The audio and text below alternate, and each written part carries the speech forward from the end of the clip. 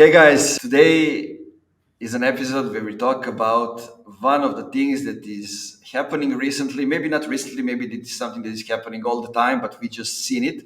There was a conversation on Twitter about event organizers, conference organizers, thinking of inviting to speak people who work in-house marketers, compared to those who are working as consultants, and what are pros and cons of those two things. And today I have two friends to talk about this and also to talk about what's coming up in marketing, what are we seeing. Hopefully some of you listening will join us, ask some questions, so we're going to have even more interesting discussion. But before we get into that, maybe we give Ashley as a lady first to tell us a few things about herself, and then we'll have Mark.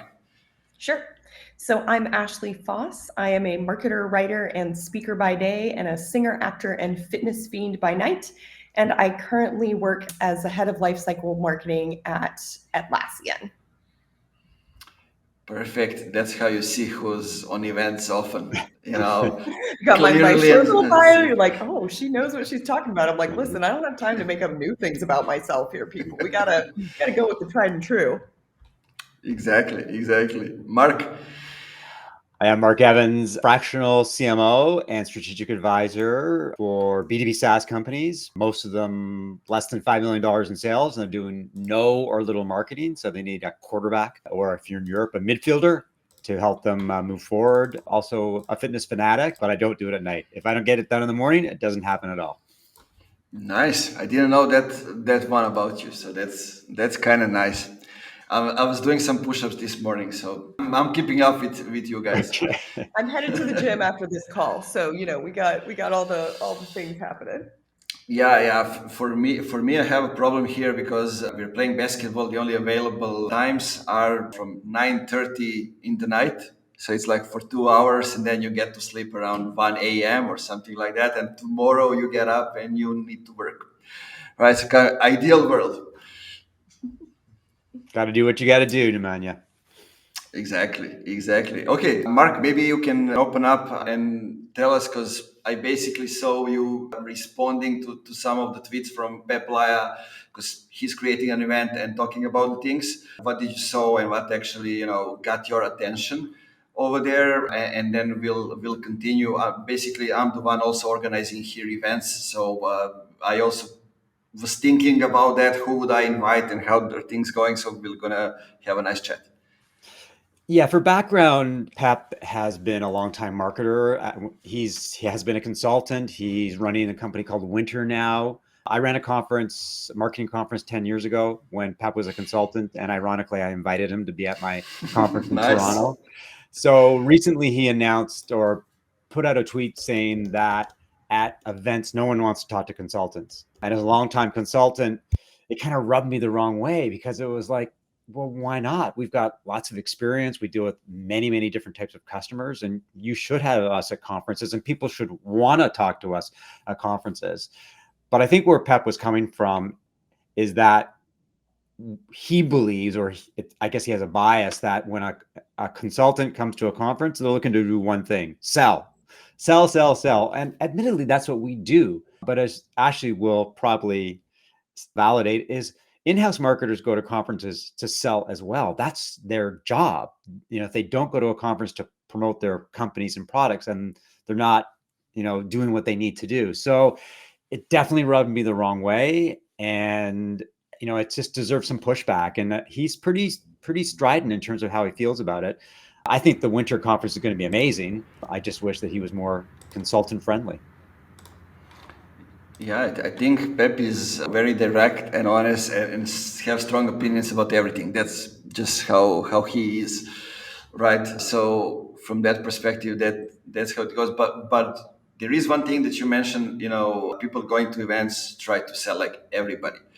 I think if you look at where events are in the buying cycle, they are on closing demand side, right? Because if you are at the event, you're going to talk about yourself, about your job, about your business, and it usually comes naturally, right? So we can lie to ourselves and say that we don't talk about ourselves, about our businesses, but that's actually what we do, except having a little bit of party on the events and those kind of things. But having a party is not why we go to the event. Yeah, I mean, it's the same reason or the same myth about why people are on LinkedIn, why we spend so much time on LinkedIn writing content and comments and liking things, is that you can say, well, I'm trying to build my personal brand. I'm trying to make a contribution to the community, trying to be a good person, share my knowledge. Truth be told, it's all about selling. Like, you want to attract opportunities, leads, and sales, regardless of whether you're a consultant or in-house. So we fool ourselves. We trick ourselves into thinking we're being virtuous people, but really we're salespeople all the time. And if you're not selling, then what are you doing? Like, why are you investing time and effort at a conference or on social media? I think you've hit the nail on the head where the perception is that the consultants are going to sell more. I think one other potential speaker set that we haven't included in this, which I think is even in the context of this conversation, more distrusted, is vendors. So like consultants, it's like, oh, you're gonna, like, maybe you've probably got a methodology of some sort, maybe you've written a book, and so you're going to talk about your methodology, and then on the last slide you're going to be like, and I do this for my clients all the time, right? If you're an in-house speaker, the perception that maybe you're going to talk about how we solved something, and oh, by the way, we happen to use this tool or something like that, right? Or we've done this thing. But if you're a vendor, the perception is that like you're literally just going to stand up there and give a sales pitch. So I think that's the real key, is the perception of who's going to sell more. I will push back on the idea a little bit, and I'm a perfect example of this. I do speak at a lot of conferences. I do use examples from Atlassian marketing. I actually rarely speak about our tools because until very recently, the place in marketing where I worked for Atlassian was for developers. I worked on the Agile and DevOps problem set. My audience is all marketers. And so I was actually talking about like, here's some of the methodology or whatever for marketing. Here's one tiny example of a thing that we did at Atlassian, or here's one other tiny example of a thing we did at Atlassian. But I am not actually selling. We do have a whole suite of products that are targeted at business people or marketers, but I actually don't go to conferences to talk about that. So it's a little funny that the perception is like, well, why would you be there anyway? And it's like, well, we're big enough that I can kind of get away with speaking from a brand perspective, but I don't actually speak about the stuff that I do day to day because it's very targeted at developers. So if you, and I mean, Nemanja sees my stuff, like I very rarely talk about Atlassian, but everybody knows Atlassian. If I see a conversation online that's relevant for Atlassian, I'll chime in and I'll say like, hey, I'm biased. I'm a marketer. I work for Atlassian, but let's talk about this, right? I just got into a conversation on LinkedIn about somebody had pulled the headline for one of our products off the page and was like, this is nonsense. And I was like, actually, as a marketer here, I have to actually explain to you that the language of this is not for you. It's for a specific audience. And you as a marketer, like the reason this headline doesn't resonate with you is because it's actually kind of not for you. It's for a developer, So it's an interesting thing. I think the question of what counts as selling, I asked this as well on LinkedIn. I was putting together some case studies and I was like, how many examples from the same company starts to feel salesy, regardless of whether it's talking about a tool or a solution that company offers? Because again, in my case, we serve so many different audiences that I can pull 20 unique case studies that have nothing to do with our tools, but it's going to start to feel like an Atlassian sales pitch if I just keep saying, and another example from Atlassian, and this one time at Atlassian, right? Then you start to be like, can you shut up about Atlassian? Well, the other interesting angle when it comes to conferences is the reality is that conferences, having run them, are expensive propositions, and that you can certainly charge people to buy tickets. But the other side of the coin, the dirty little secret when it comes to conferences, is sponsorships. So you can sell booths, but you can also sell speaking slots. And when you get a vendor on stage who has bought a speaking slot, there's a credibility issue from the outside looking in. Is that they're only on stage. They may be good speakers and maybe good people, but they're on stage because they bought a spot. And if you're going to spend that much money on a spot, you got to talk about your product. You cannot go on stage and sort of talk at the edges or talk big picture. At some point in time, you're going to make your pitch. And as a conference organizer, that's the harsh reality, and you got to live with that. You got to own that. And I'm not sure whether Winter is sponsored or not. I suspect they don't do that kind of sponsorship opportunities. But again, in-house marketers are evangelists, but they're also mercenaries. They are there for a reason. But I think, going back to sort of the bigger picture here is, I think consultants should be invited to conferences. I think we should be speaking. Maybe we're not going to be keynote material, but I think that we're a vital part of the ecosystem, and to not want to talk to us is to sort of cut off your nose to spite your face. Yeah, I mean, I'm looking from the things from the perspective, like coming from a small city in Serbia, right? Not anymore there, but the thing was, all the Serbian conferences, they didn't ever consider me. If I'm not in one of the two biggest cities, right? I needed to be there so they can see me at the events and they can, this guy actually knows what he's talking about. We don't just read the post, right? Those kind of things. Even though I share results, doesn't matter. Then again, if you are working in-house, if it's an agency, it has to be like the big agency. If you are working in a company, it has to be like the bigger companies because they get slots at the conferences, right? Mainly because people know the companies. And at the same time, they will say, somebody from this company is actually speaking, right? That's at least how I see it. When I'm organizing the event, what I'm looking at is, did those people actually execute some of the things? Because I'm looking myself, right? Did they actually did the execution? And when it comes to that, there are a lot of consultants that just do the theory.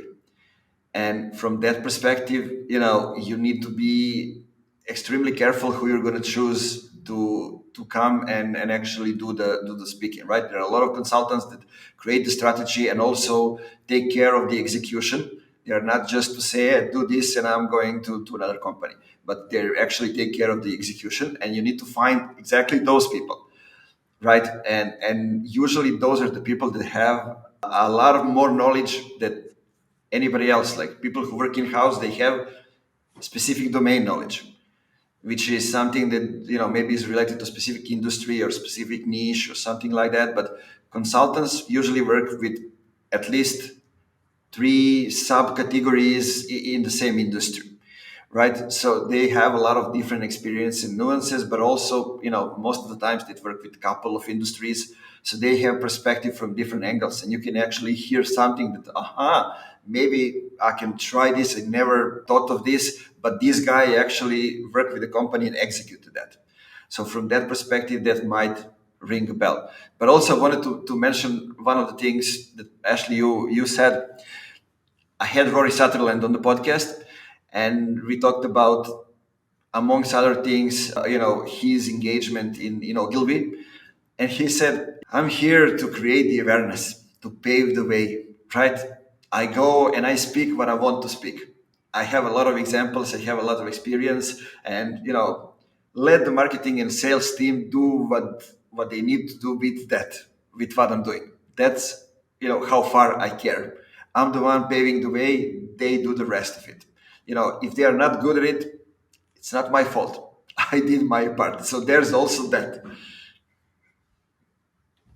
Yeah, I think one thing that's interesting about that too is that people, if you're saying something that's valuable, people will come to you and ask you how to work with you. And this happens to me frequently. People come up and be like, do you do consulting? And I'm like, actually, no, I don't. So it's handy for me to have consultants at the conference who I can say, oh, it actually turns out like Mark does this thing, or they'll ask me to like, do you freelance? No, I don't have time, but here's 3 people that I can recommend. And it turns out so-and-so is actually speaking just over there. Go talk to them, right? So I think that, this idea that, I talk about this all the time. People aren't stupid. If you present a solution, whether that's a framework, whether that's an idea, whether that's 3 case studies of how you did a deep dive and fixed something, if you have a solution to a problem that someone has, you don't have to beat them over the head with the sale. You don't have to come to them and be like, and don't forget, you can buy my book or whatever, right? Like people will actively come to you and be like, I want the thing you just talked about. How do I get that from you? If you happen to be selling that thing, great, good for you. You can sell that to them.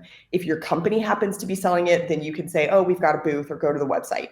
If you're not selling that, here's a referral to somebody who is, right? So I think that if you're speaking in a way that shows that you've got a good solution, people will come to you to buy. You don't have to, be so salesy. To your point, Amanya, I think the execution piece is the key. I see this a lot, and this is an area where I think there's an opportunity to learn from consultants as well.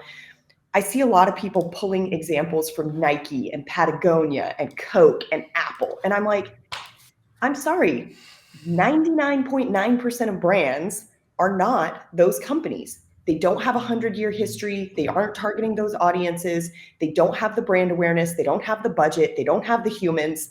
It is not useful for most of us to get lessons from Nike. Like, I'm not Nike. I can't do what they do, right? Versus, no, literally tell me, how did you build from scratch in a company that only has a fractional advisor or fractional CMO? Like, are you doing this with agencies? Are you doing this with freelancers? How are you finding quality agencies and quality freelancers? How are you hiring them? How are you streamlining procurement, right? Like, there's a lot that I could learn from someone who's doing, work for a sub 5 million ARR company.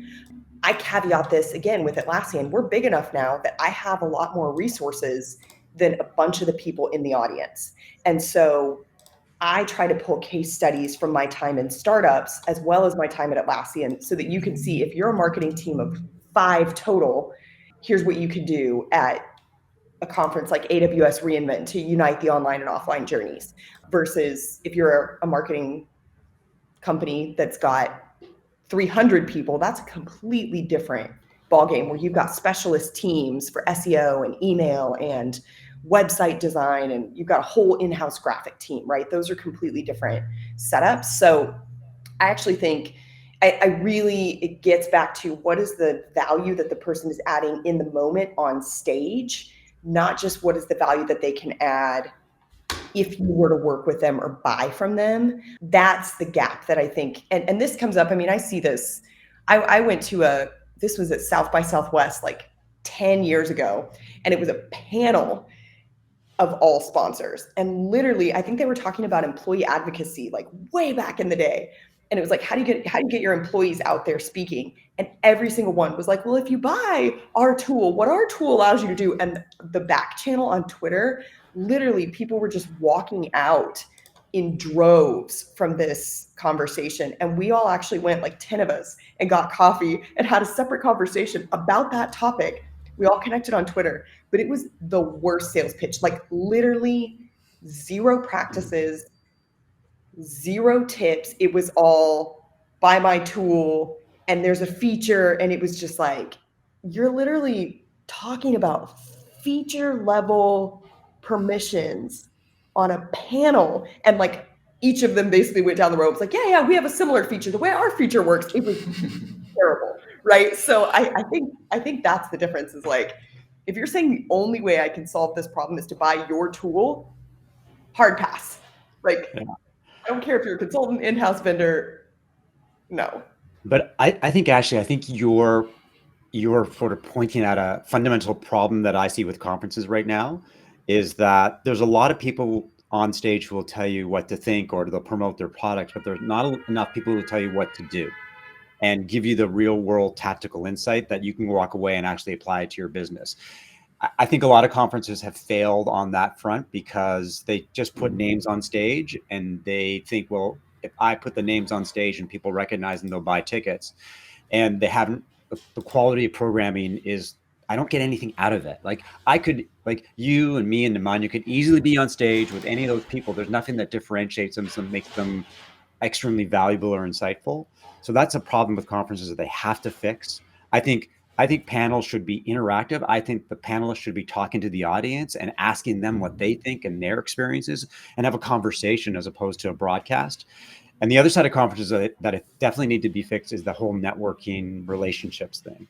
Is that conference organizers rely on people to magically discover each other. or to somehow find the people that matter to you to a conference. So you wander around looking for somebody that you know, or you say hello to somebody who's getting you a drink. I think that should be very proactive. That should be the essence of a conference, is bringing people together.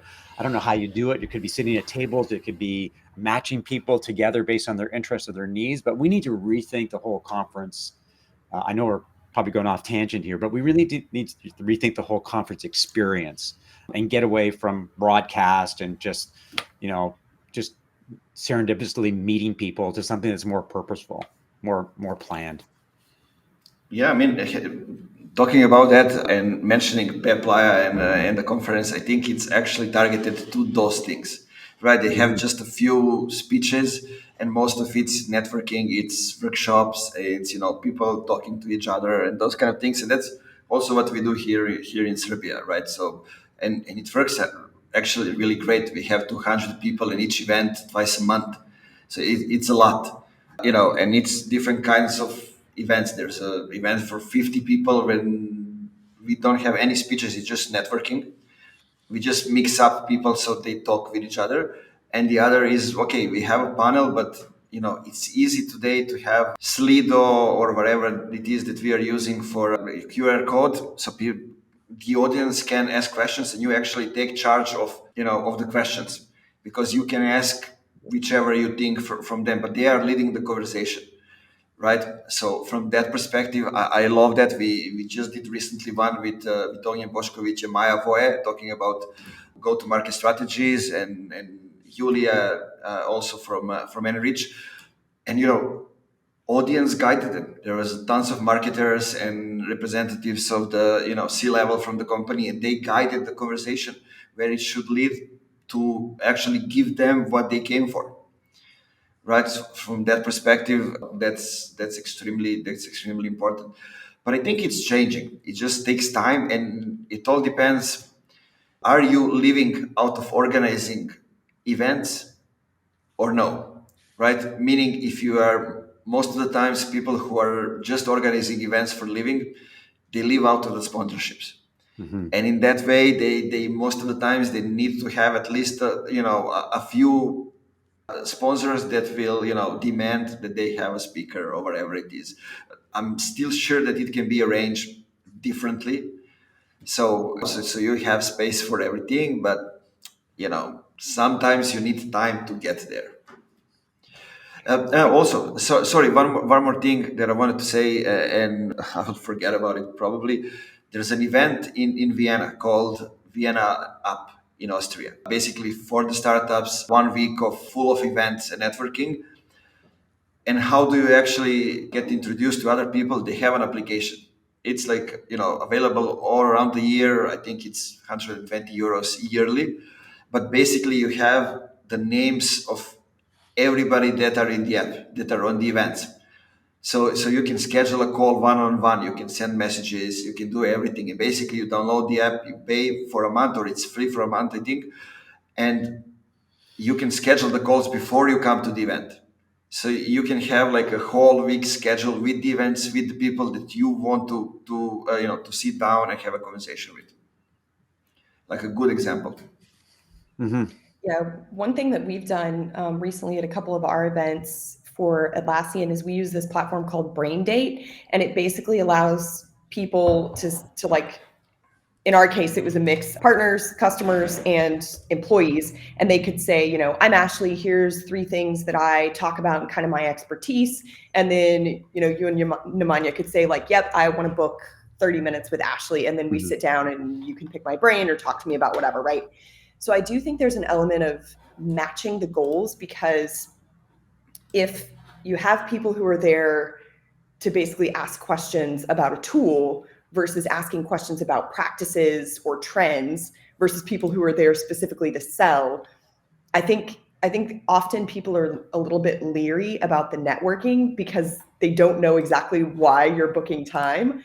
So that's the first thing. Like, you need to be honest. If somebody wants to ask, like, that's the nice thing about a booth. If I walk up to a booth, I know full well that I am walking into a sales engagement. Like, they're going to ask me who I am, what I do, what my problems are, whatever. So if I'm not in a place where I'm ready to buy, I literally just like walk straight ahead No eye contact, smack down the middle of the show floor, because I know that a booth is a sales engagement. I think the hardest thing and then as a speaker, if somebody comes up to me afterwards, I know they're going to ask me about my presentation. Like there's a very clear engagement. So I think one of the hardest things with networking is you don't know, like, is somebody trying to ask me for a job referral? Are they trying to sell me something? Do they just want to ask if I have written an article about what I just talked about and they just want to connect on LinkedIn? Like, I don't know what they want.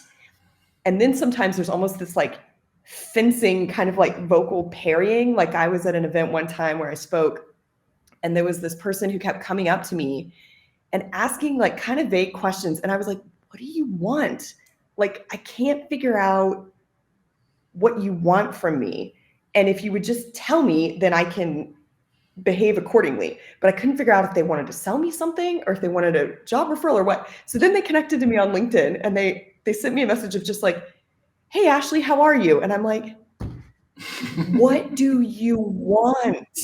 And it was like 3 messages later that they finally asked if there were any, like they wanted a job referral. And I was like, could you have just said that? Like, just tell me that's what you want from me. And then I can either say yes or no. But like, that's the worst is if I don't know what is the exchange. So I do think from a networking perspective, it's not just helping people discover randomly each other. It's like matching the goals is really hard. And I say this as somebody, because we have a self-service motion, it's actually really easy for me to not have to sell, because if you want to talk about our products, I'm happy to sell you, but like I don't actually have to do that because we have a whole product-led growth motion, right? So it's this weird thing versus, if I was a salesperson with a quota where it's like, who are you and how can I sell you right now?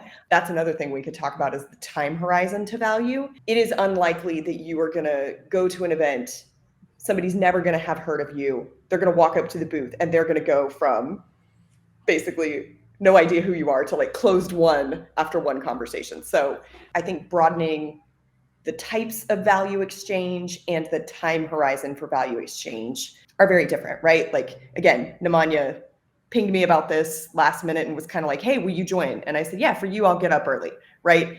That's a value exchange that we have because we've built that relationship over a long time. I wouldn't do that for just anybody, right? So that's another good example of like, who knows if we'll need an agency and if we'll need funky marketing, but like Nemanja and I are able to exchange value in other ways. Just wanted to note that one of the things I did in the aftermath of Pep's proclamation is I wrote a very much a tongue-in-cheek post on LinkedIn saying that we should organize a conference called ConsultCon, and that all the speakers would be consultants. We'd have no in-house marketers there, but the rule would be that you could speak, but you couldn't pitch. And if you pitched, then everyone would have a button in the audience, and you could hit the button, and you could you could knock people off stage, right? And then the other person would go on stage. But it was interesting because I got in the comments to the LinkedIn post, I got consultant space saying, that is an awesome idea. We should do this. You should organize this. No, I don't want to organize it. I know the pain of conferences. But one of the ideas that somebody mentioned to me was that having an event, a small event, 200 people, less than 200 people, but having tables about specific topics. So a content marketing table, an AI table, an SEO table, and that you could have speakers or participants and just have roundtables and just have people, exchange ideas, and almost like an unconference where there was no agenda. In a sense, people could talk about what their issues are, their stories, their advice. I think there's all kinds of opportunities to learn, but also to network and build relationships at the same time. So I think there's lots of opportunities for somebody creative to come up with something. And I think perhaps the winter conference is actually a really interesting event. I'd love to go at some point, but he's definitely taking that sort of unconferencey approach to what he's doing. Yeah, there is one thing. I don't know if you ever heard about it. It's for designers, organized by a designer.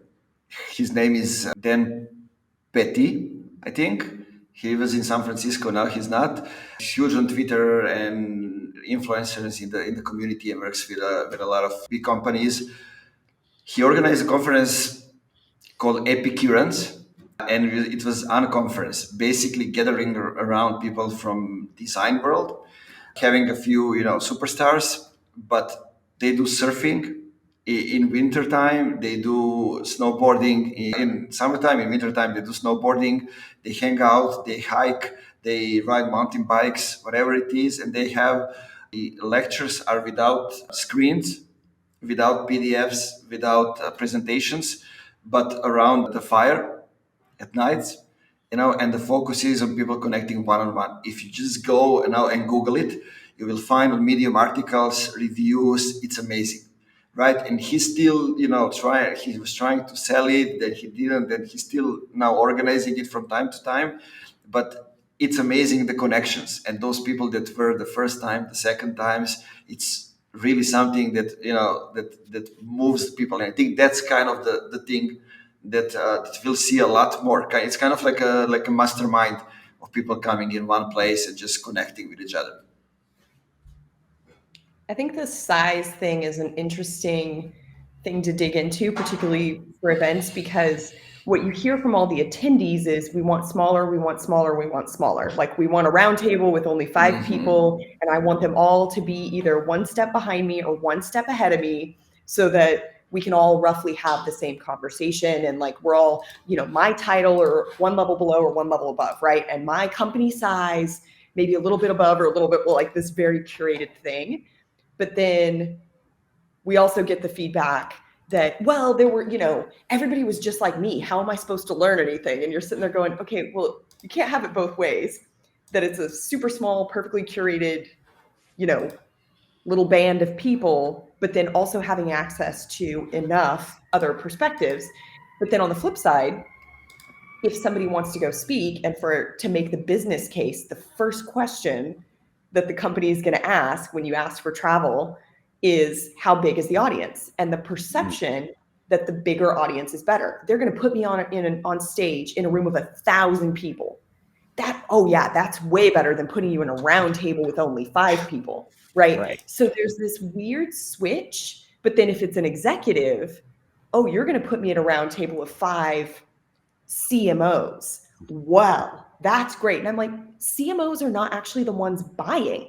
And this is a whole other thing we can go. I'm sure, Mark, you have opinions about this, but like, it's not actually the CMO who's buying. They might say, oh yeah, we need to solve this huge high level problem. But then it's all the people who are more junior doing the research, putting together the actual recommendations, dealing with the procurement contracts to actually get them through. Like, the CMO might be the signatory, but they're not actually the ones buying. And so this idea that like, we need to get all the CIOs at a table because they're going to buy from us. Like they're not, unless it's like several $1 million worth of sales. And so there's this weird imbalance between the people who speak say they want a bigger audience, the attendees say they want this very small curated audience. And then from that sales perspective, the misperception or the belief that the best audience is full of C-suites, when in fact there are multiple seniority levels that might be appropriate, right? Again, we're a perfect example. We grew kind of more grassroots. And so for us, end users are actually very important. And having that developers need to love us, because if a CTO or a CIO comes in and just mandates our tools, the devs are going to revolt and they're going to go find their own tools, right? So actually, we do need to keep showing up and building those relationships with end users, because just because the economic buyer mandates us, like there's enough tools and enough ways around it that if the end users hate us, that gap is not going to be solved. So there's like 3 kind of interesting things there in terms of like audience size and then who sits in that audience. I don't know, Mark, if you've kind of seen that from your side of the aisle as well, but you make a good point at the fact that there are decision makers and there are hunter gatherers, and the hunter gatherers, it's either trickle down, like find a tool that solves this problem, find a solution that solves this problem, or it's trickle up. I need this tool. We have this problem. Can I get permission to pursue it? So I think, it depends on who you're talking to and the audience and where you're going to get the most bang for the buck. I think this is a great conversation. My only fear with this conversation is people are going to either they're not going to ask us to speak at conferences, or going to ask us to organize a conference.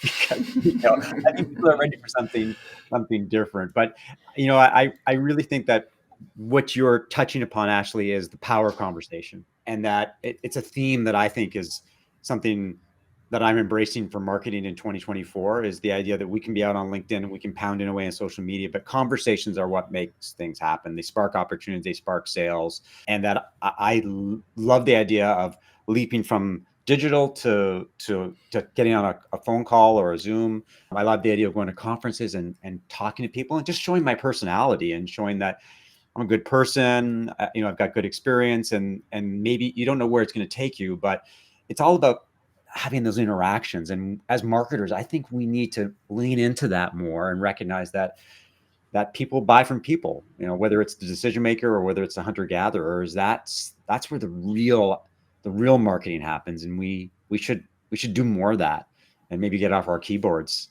more often. Yeah, I think like all three of us are actually doing that, right? On LinkedIn and offline as much as we can. I think we are in that boat. But talking about relationships and those kind of things, what are some other things that you are seeing, or maybe predicting? I don't like that word, but what do you see happening now in the marketing B2B space these days, or like in the next couple of months? What's going to happen? Actually, go ahead. You're in the trenches. You're fighting the In battle. the trenches, yeah. What are you That's what, seeing? see, I was going to actually say the same to you. I'm like, Mark, tell me what all of your clients are doing. It's interesting. I think the shift right now that AI is forcing, and I know everybody's talking about this, but I think like super high level zoomed out, there are a lot of things that, because AI is changing the way people can work, if you're nimble and you're adopting that early and you're basically using it to kind of hack the system, that's going to force the laggards and the late adopters to also have to change their tactics. So a good example, when we talk about SEO, there's always the conversation of this insert tactic here is dead, right? SEO, Google has had to respond to the flood of AI content, because the way that their algorithm worked previously made sense for the technology that was available. If you had the ability, like the only way you could produce more content was to pay a bunch of money to have a bunch of humans pound out a bunch of content. And even if that content was subpar, there was at least some hint of originality because a human had to write it. Now with AI, the volume and the freshness of the content no longer matters, because the robots can churn it out much faster than a human can. So they've actually had to shift and say, no, we're going to add this, expertise and experience element, not just the authority and trustworthiness. And the way to prove that a human is actually doing this is we're going to pull in podcasts and videos of them speaking at conferences and, their LinkedIn posts.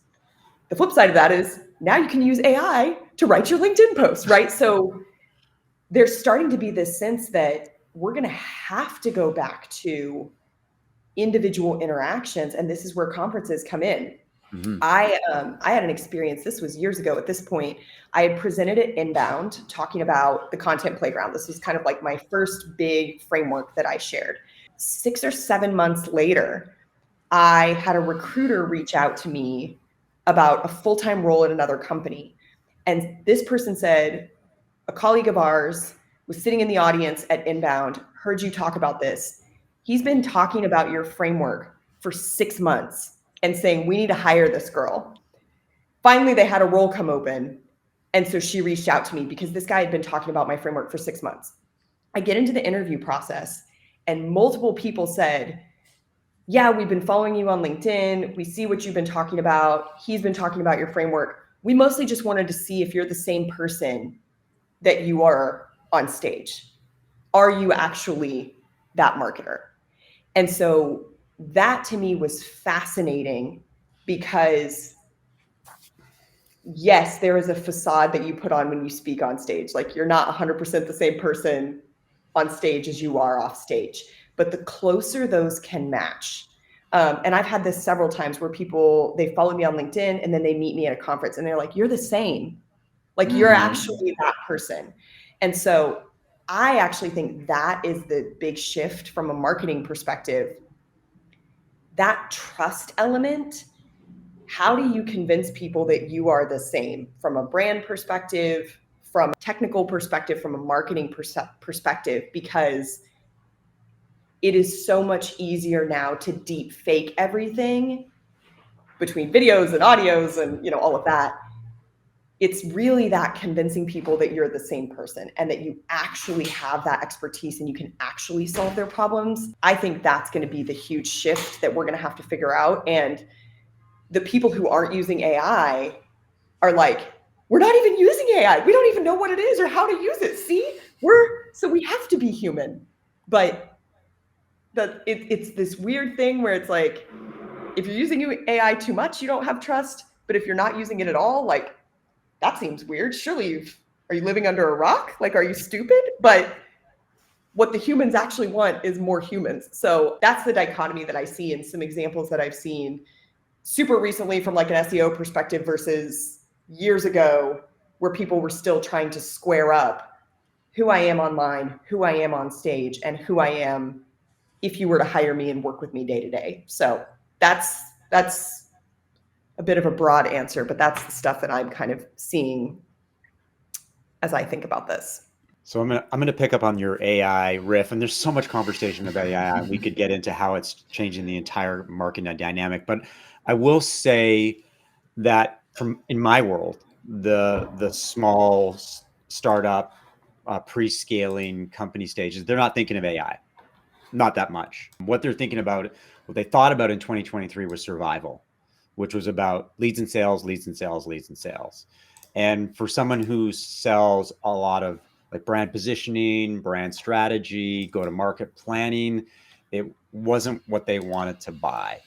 And we just need more business. We need to survive this sort of venture capital drought that we're in. 2024, and Emmanuel and I were talking before we started, we're seeing a lot more interest in strategic services, in companies coming back to the table and saying, okay, I need to put a plan of attack together. I need to think about doing marketing differently, because the levers that we've been pulling for the last 10 years, content marketing, social media, AI has totally wrecked that landscape. They've changed the rules of engagement. So a lot of companies are going, okay, how do I stand out in the marketplace? How do I have better conversations, more conversations? How do I differentiate myself? So I'm optimistic that we're going to go back to the fundamentals in many ways, and we're going to try to tell better stories. We're going to try to tell them in creative ways to the right people in the right places. And I think people driven marketing is going to be I think it's going to be a real big theme. I hope it's going to be a big theme because that's what I'm good at. And I think a lot of the best marketers are good at that stuff, being out there. You look at a guy like Dave Gerhardt, for example, he's a savvy digital marketer, but he's a conversation machine. Right. And I think that's where marketers are going to shine if they can embrace that approach to marketing. Yeah, I totally agree with everything both of you said. I'm going to just connect it now in a couple of things. Like, I founded my company in 2020. So, right, just a couple of months before the COVID started, the lockdown and everything, I grew it as the agency. Then I scaled it down to consultancy with execution. But when the COVID was over, I wanted to go to conference just to see, if people know who I am. What do I do? Has it resonated, right? And I wanted to see if what I've been doing is actually giving results in the offline world as well. It did. Like, everybody connected me, B2B marketing, it's Nemanja, tag Nemanja. Whenever that happens, it's still happening. Now it's just like the company owners and consultants are recommending me. But, and often people say me, exactly actually what they're telling to you, like, you are the same person, right? That's why I always saying to the people, even your photo on LinkedIn needs to be updated. Right, so people can recognize you in that way. Like, a guy recognized me even though I have like half animated photo on LinkedIn. people say, "Hey, my name is Ivan. My name is Nemanja from LinkedIn." He was like, and then instantly going to LinkedIn and searching. Yes, yes, yeah, I know you like those kind of things. But what I'm seeing is that I'm going to give you an example. I've been working with a company now, highly technicals. They're doing language programming, right? And the CEO is one of the top experts in the field, meaning he knows how to do the job. He's a no bullshit kind of guy. And he's also Italian, no bullshit kind of guy. And he has written more than 500 articles, deeply technical about the topic. Right. So one of the things that I saw interviewing their clients is that they say, okay, we went to Google when we figure out that we need somebody to help us build a product or whatever it is.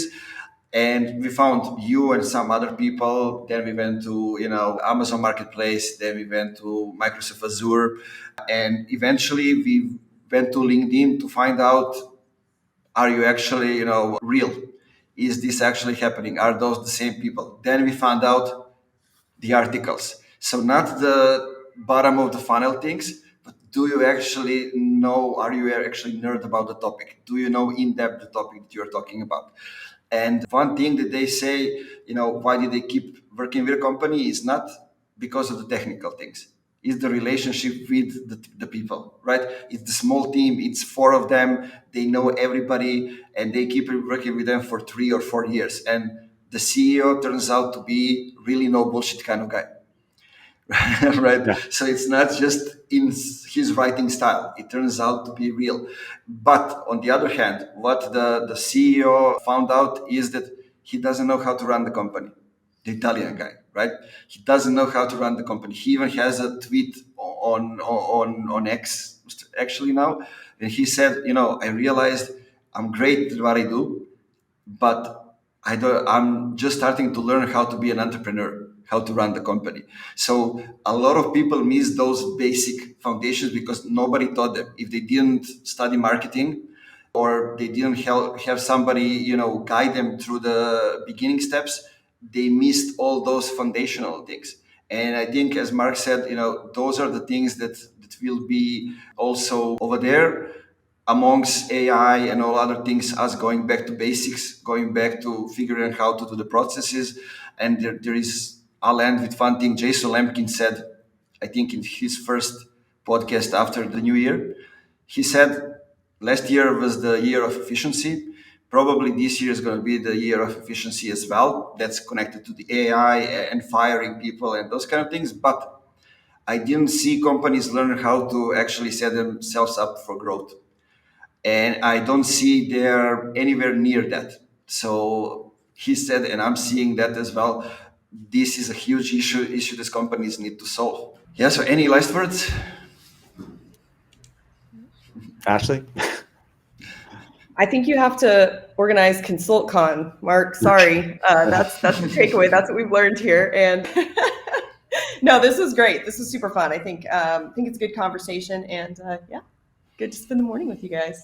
Yeah, well, I didn't expect to sort of spend an hour talking about the pros and cons of conferences, but I think it's going to be, I mean, the B2B landscape is always exciting. It's always changing. As much as we can predict what's going to happen, really a lot of us, we're just sort of grasping at straws. So I'm excited because business is starting to pick up from a consulting point of view after a really dark 2023. And I think that's a good sign. I think it means that people are thinking about marketing again and trying to do new and different things. Yeah, I totally agree. Guys, everybody who's listening, I just wanted to invite you to follow Ashley, follow Mark, reach out to them, regarding anything that we talked about. They told you that they are conversational people. They like to have relationship with all of you. So that's it. Go back to the beginning, listen everything that we said, stop when you hear something interesting, dig deeper, reach out to us if you need the answers. And as I always say at the end, keep it funky. Ashley, Mark, thanks again. It was really fun. Thanks a lot. Bye, y'all. Okay, bye.